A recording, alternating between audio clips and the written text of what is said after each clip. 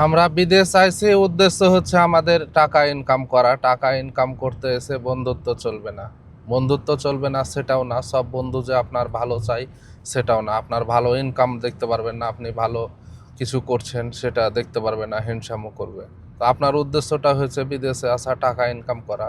যেই কাজে যেইখানে গিয়ে আপনি যেভাবে টাকা ইনকাম করতে পারেন, বন্ধুত্ব ছেড়ে দেন। বন্ধুত্ব হয়তো বা এক সময় থাকবে না। আপনি যদি না খেয়ে থাকেন, না ইনকাম করতে পারেন, আপনার বন্ধুকে বলবেন যে 500 দিরহাম দে, 200 দিরহাম, 100 দিরহাম দে, আপনাকে কখনোই দিবে না।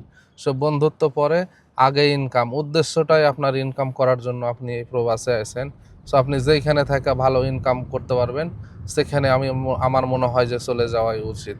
আর আমি যদি আমার ভিডিওগুলোতে অনেক সময় বলি যে এখানে আসেন, দুবাই ট্যাক্সিতে আসেন, বাইক ড্রাইভিং জবগুলোতে আসেন, 1-1.5 লাখ টাকা করে আরামসে ইনকাম করতে পারবেন। এই যে দেখেন, আমি যেমন গাড়ির ভিতরে বসে, এসির ভিতরে বসে আরামসে ডিউটি করি, প্রতি মাসে 1-1.5 লক্ষ টাকা ইনকাম করি আমি।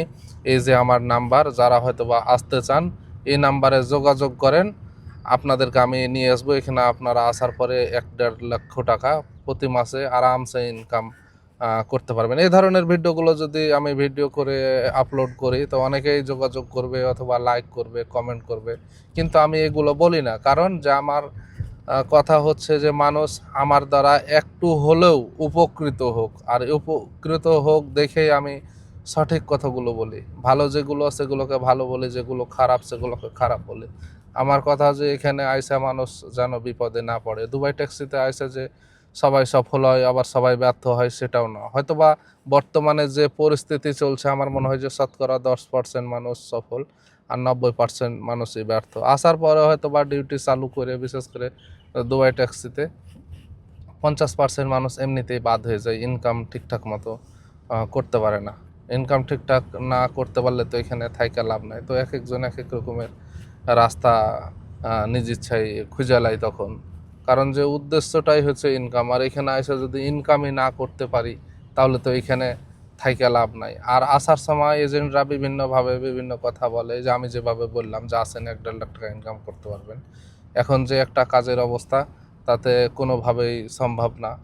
আর এখানে হয়তোবা একসময়তে কাজ প্রচুর পরিমাণে ছিল, আমরাও কাজ করছি, ইনকামও করছি ভালো, কিন্তু এখন আর ওইভাবে আগের মতো ইনকাম নাই। কারণ যে গাড়ি বেশি, এখন বুঝতে পারছেন যে যুদ্ধ বা এরকম ধরনের সিচুয়েশানের কারণে এখানকার যারা ট্যুরিস্ট আসতো বেশিরভাগ, এই লোকগুলো ওইভাবে আর আসে না, একটা বিশ্বস্ততার জায়গা হারিয়ে ফেলেছে।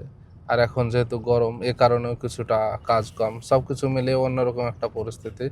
আপনি 6 লক্ষ, 7 লক্ষ, 8 লক্ষ টাকা খরচ করে আসে যদি এখানে ঠিকঠাক মতো ইনকাম না করতে পারেন, তাহলে তো আমার মনে হয় যে এখানে আসা লাভ নাই।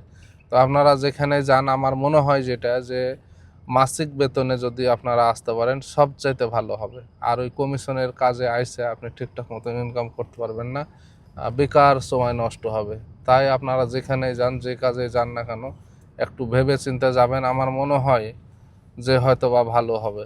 আর ভেবে চিন্তে না যাইলে, প্ল্যানিং করে কোনো কিছু না করলে, যেখানে যাবেন সেখানে ধরা করবেন। তো আজকের ভিডিওটি এ পর্যন্ত। যদি ভালো লাগে তাহলে অবশ্যই আমার চ্যানেলটিকে সাবস্ক্রাইব করে দেবেন আর একটি লাইক করে দেবেন, যাতে এ ধরনের ভিডিওগুলো আপনাদেরকে আরও সামনের দিকে দিতে পারি। আর আপনাদের কোনো কিছু জানতে চাইলে অবশ্যই কমেন্ট করবেন। ধন্যবাদ সবাইকে। খুদা হাফেজ।